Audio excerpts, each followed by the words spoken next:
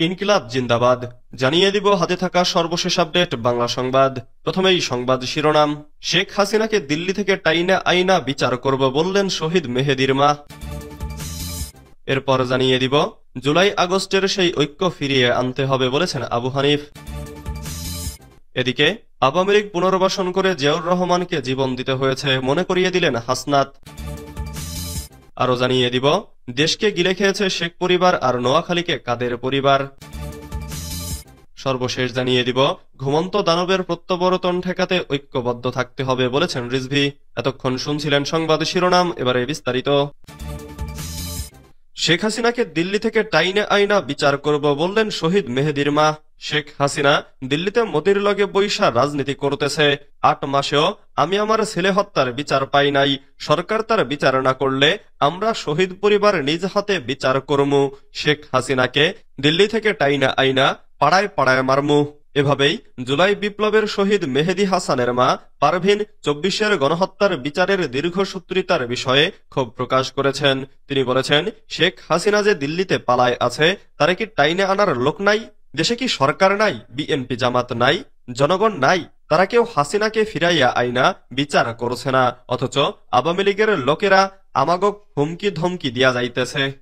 শনিবার জাতীয় প্রেস ক্লাবের আব্দুস সালাম হলে জুলাইয়ের শহীদদের পরিবার ও আহত জুলাই যোদ্ধা, রাজনীতিক, শিক্ষক, সাংবাদিক সহ ৪ শতাধিক নাগরিকদের সম্মানে জাতীয় বিপ্লবী পরিষদ আয়োজিত ইফতার মাহফিলে অতিথির বক্তৃতায় তিনি এসব কথা বলেন। অনুষ্ঠানে অন্য শহীদ পরিবার ও বিভিন্ন শ্রেণীপেশার নাগরিকরা সবাই ফ্যাসিবাদী দল হিসেবে আওয়ামী লীগকে নিষিদ্ধ করার দাবি জানান। তারা এ দাবিতে ঢাকা বিশ্ববিদ্যালয়ের রাজু ভাস্কর্যে টানা ৩৬ দিন ধরে লাগাতার অবস্থান কর্মসূচি করায় জাতীয় বিপ্লবী পরিষদ ও বিপ্লবী ছাত্র পরিষদকে অভিনন্দন জানান। তারা আওয়ামী লীগ জাতীয় পার্টি ও মিত্র রাজনৈতিক দলগুলোকে ফ্যাসিবাদী হিসেবে নিষিদ্ধ করার আগ পর্যন্ত আন্দোলন চালিয়ে যাওয়ার আহ্বান জানান। এ সময় জাতীয় বিপ্লবী পরিষদের নেতৃবৃন্দ জানান, ফ্যাসিবাদ নিষিদ্ধ, নতুন সংবিধান প্রণয়নে, গণপরিষদ নির্বাচন ও জাতীয় নির্বাচন সহ ১১ দফা দাবিতে সর্বাত্মক গণ আন্দোলন গড়ে তোলা হবে। জুলাই বিপ্লবের সেই ঐক্য ফিরিয়ে আনতে হবে বলেছেন আবু হানিফ। গণ অধিকার পরিষদের উচ্চতর পরিষদের সদস্য ও গণমাধ্যম সমন্বয়ক আবু হানিফ বলেছেন, জুলাই গণঅভ্যুত্থানের সময় সব রাজনৈতিক দল যেভাবে ঐক্যবদ্ধ হয়েছিল সেই ঐক্য এখন আর নেই। নিজেদের চাওয়া পাওয়ার হিসাব মেলাতে গিয়ে বিভক্ত হয়ে গেছি আমরা। আমাদের এই বিভক্তি চলমান থাকলে পরাজিত শক্তি সেই সুযোগ নিতে পারে। যে কোনো মূল্যে আমাদের ঐক্য ধরে রাখতে হবে। জুলাই আগস্টের আন্দোলনের সময়ের সেই ঐক্য ফিরিয়ে আনতে হবে। শনিবার গোপালগঞ্জ শহরে একটি রেস্টুরেন্টে গণ অধিকার পরিষদ গোপালগঞ্জ জেলার উদ্যোগে ইফতার মাহফিলে প্রধান অতিথির বক্তব্যে তিনি এসব কথা বলেন। আবু হানিফ বলেন, আওয়ামী লীগ নানাভাবে ষড়যন্ত্র করছে সবার মাঝে বিভেদ সৃষ্টি করতে। বাংলাদেশের যে কোনো সংকটে দেশপ্রেমিক সেনাবাহিনী জনগণের পক্ষে অবস্থান নিয়েছে। জুলাই গণঅভ্যুত্থানেও সেনাবাহিনী মানুষের পক্ষে ছিল। সেনাবাহিনীর কয়েকজন ভিন্ন ভূমিকা নিতে পারে, কিন্তু সামগ্রিক সেনাবাহিনী জনগণের পক্ষে ছিল। বর্তমানে একটি গোষ্ঠী দেশপ্রেমিক সেনাবাহিনীকে জনগণের বিপক্ষে দাঁড় করানোর চেষ্টা করছে। এটা ভয়ঙ্কর ফাঁদ, এ ফাঁদে পা দেয়া যাবে না।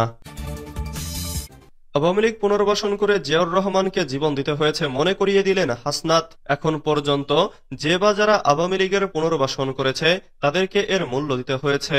যে জিয়াউর রহমান আওয়ামী লীগকে পুনর্বাসন করেছিল তাকে জীবন দিয়ে তা পরিশোধ করতে হয়েছে। জামাত আওয়ামী লীগের পুনর্বাসন করেছে, তাদের নেতাকর্মীদের ফাঁসির মাধ্যমে তা পরিশোধ করতে হয়েছে। এরপর আবার আওয়ামী লীগের পুনর্বাসন হয়েছে। পিলখানা, শাপলা গণহত্যা ও দেশের সব প্রতিষ্ঠান ধ্বংসের মাধ্যমে তা পরিশোধ করতে হয়েছে। আবারও যদি আওয়ামী লীগকে পুনর্বাসন করা হয়, আপনার আমার জীবন দিয়ে তার খেসারত দিতে হবে।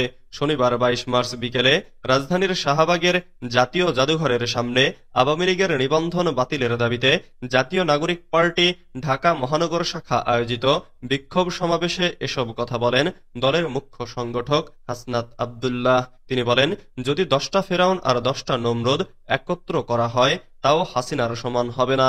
পৃথিবীর ইতিহাসে এমন নজির নেই।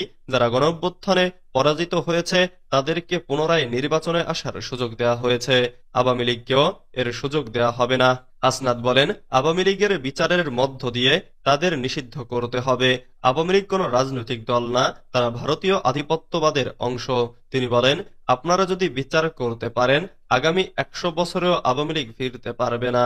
এনসিপি যতদিন আছে, আওয়ামী লীগকে এদেশে পুনর্বাসন করার সুযোগ হবে না। দেশকে গিলে খেয়েছে শেখ পরিবার আর নোয়াখালীকে কাদের পরিবার। নোয়াখালীর কোম্পানীগঞ্জ উপজেলা বিএনপির আহ্বায়ক কমিটির সদস্য ফখরুল ইসলাম বলেছেন, পুরো দেশকে গিলে খেয়েছে শেখ পরিবার আর নোয়াখালীকে গিলে খেয়েছে ওবায়দুল কাদের ও তার ভাই কাদের মির্জা পরিবার। 2041 সাল পর্যন্ত রাষ্ট্র ক্ষমতা অবৈধভাবে আঁকড়ে ধরার লক্ষ্যে বাংলাদেশকে কারাগার এবং মৃত্যুর নগরীতে পরিণত করেছিল তারা। শনিবার সন্ধ্যায় উপজেলার চরপার্বতী ইউনিয়নের শিডিউল কাস্ট উচ্চ বিদ্যালয় মাঠে চরপার্বতী ইউনিয়ন বিএনপি ও সহযোগী সংগঠনের আয়োজনে বিএনপি চেয়ারপারসন খালেদা জিয়ার রোগমুক্তি ও দলের মরহুম নেতা ব্যারিস্টার মওদুদ আহমেদের চতুর্থ মৃত্যুবার্ষিকী উপলক্ষে দোয়া ও ইফতার মাহফিলে প্রধান অতিথির বক্তব্যে তিনি এসব কথা বলেন। ফখরুল ইসলাম বলেন, যারা রাষ্ট্রযন্ত্র ও রাষ্ট্রীয় বাহিনীগুলোকে ব্যবহার করে গণহত্যা চালিয়েছিল, তাদের বিচার না হওয়া পর্যন্ত আওয়ামী লীগের রাজনীতিতে ফিরে আসা সম্ভব নয়। এরপরেও যারা এদের পুনর্বাসনের চেষ্টা করবে, তারা পুরো জাতির শত্রুতে পরিণত হবে। ঘুমন্ত দানবের প্রত্যাবর্তন ঠেকাতে ঐক্যবদ্ধ থাকতে হবে বলেছেন রিজভী। আওয়ামী লীগকে ঘুমন্ত দানব আখ্যা দিয়ে বিএনপির সিনিয়র যুগ্ম মহাসচিব রুহুল কবির রিজভী বলেছেন, আমরা 16 বছর রক্তক্ষয়ী সংঘর্ষের মধ্য দিয়ে আজকের এই পরিস্থিতিতে কিছুটা স্বস্তির নিঃশ্বাস নিতে পারছি। আমরা যাতে ভবিষ্যতে আরো বেশি করে স্বস্তির নিঃশ্বাস নিতে পারি এবং এই স্বস্তিটা যাতে চিরস্থায়ী করা যায়, সেজন্য অবাধ সুষ্ঠু নির্বাচন ও বিচার বিভাগের স্বাধীনতা এবং বিভিন্ন মতের প্রতি সহনশীলতা অর্থাৎ গণতন্ত্রের উপাদানগুলোকে প্রতিষ্ঠিত করতে হবে। শনিবার রাজধানীতে পৃথক অনুষ্ঠানে অংশ নিয়ে প্রধান অতিথির বক্তব্যে তিনি এসব কথা বলেন। রাজধানীর রমনাস্থ ইঞ্জিনিয়ার্স ইনস্টিটিউশন অব বাংলাদেশে আয়োজিত রুয়েটের প্রাক্তন ছাত্রদল নেতৃবৃন্দের উদ্যোগে দোয়া ও ইফতার মাহফিলের আয়োজন করা হয়। রুহুল কবির রিজভী বলেন, স্বস্তির নিঃশ্বাস দীর্ঘ করতে হলে সামনে বেশ কিছু পথ আমাদেরকে পাড়ি দিতে হবে। সেই পথ যাতে নির্বিঘ্নে পাড়ি দিতে পারি, সেই প্রচেষ্টা আমাদেরকে নিতে হবে। তা না হলে মনে রাখতে হবে যে পরাজিত স্বৈরাচারের দানব তারা ঘুমিয়ে থাকার ভান করলেও মাঝে মাঝে জেগে ওঠার চেষ্টা করে। সেই ঘুমন্ত দানবের যাতে প্রত্যাবর্তন না ঘটে এবং নব্য বাকশাল বা অগণতান্ত্রিক শক্তির যাতে পুনরুত্থান না ঘটে, সেজন্য যত মতপার্থক্যই থাকুক, আমাদেরকে সাধারণ ঐক্যের মধ্যে থাকতেই হবে।